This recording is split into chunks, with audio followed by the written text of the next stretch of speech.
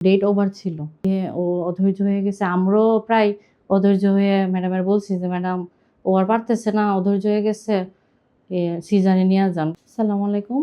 মারজানা হিমু। আমি আসলে রোগীর মামানি হই। আসলে রোগী তখন ডেট ওভার হয়ে যাওয়ার পরে আমরা ম্যাডামের কাছে নিয়ে আসি। ওর ৪০ সপ্তাহ শেষ হয়ে যায়। তারপরে আমরা এক গাইনোলজিস্ট না, উনি একজন পুরুষ ডাক্তার ছিল। উনাকে দেখানোর পরে উনি বলছে যে ডেট ওভার। তারপরে আমরা বললাম যে, "আচ্ছা যদি নরমাল ডেলিভারি হয়, চলো।" আমিও ম্যাডামের কাছ থেকে নরমাল ডেলিভারি হয়েছিল ৪.৫ বছর আগে আমার ছেলে। এইটা শুইনাই ও আশ্বাস পাইছে। বলছে যে, "ঠিক আছে মামারে নিয়া যান।" পরে ম্যাডামের কাছে আসছি, ম্যাডামও বলছে সেম কথা। "ডেট ওভার হইছে, এখন আর সময় দেওয়া যাবে না। যদি তোমরা নরমালে নিতে চাও আমি চেষ্টা করব, বাকিটা আল্লাহর উপরে।"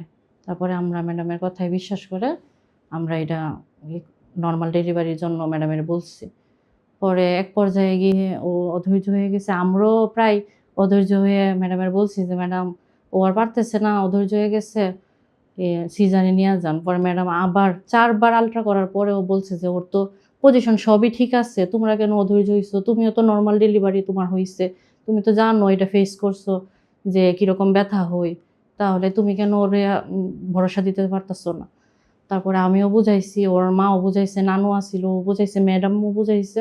বুঝানোর পরে এক পর্যায়ে যেয়ে আল্লাহর রহমতে ওর নরমাল ডেলিভারি হইছে। আমি সবারই বলব যে আপনারা প্রথম অবস্থায় নরমালের চেষ্টা না করে সিজারে যাবেন না। যদি পজিশন সব ভালো থাকে তাহলে সবাই নরমালে চেষ্টা করবেন। আর বাসায় অযথা নরমাল ডেলিভারি করায়া বাচ্চারে ক্ষতি কইরা ম্যাডামের কাছে নিয়ে আসবেন না। আগে ম্যাডামের কাছে নিয়ে আসবেন, যদি নরমাল ডেলিভারি হয় তাহলে তো আল্লাহর রহমতে হইলই। আর নাহলে বিকল্প পদ্ধতি আছে ম্যাডামের কাছে। ম্যাডাম সুন্দর করে এটা ডেলিভারি করাবে।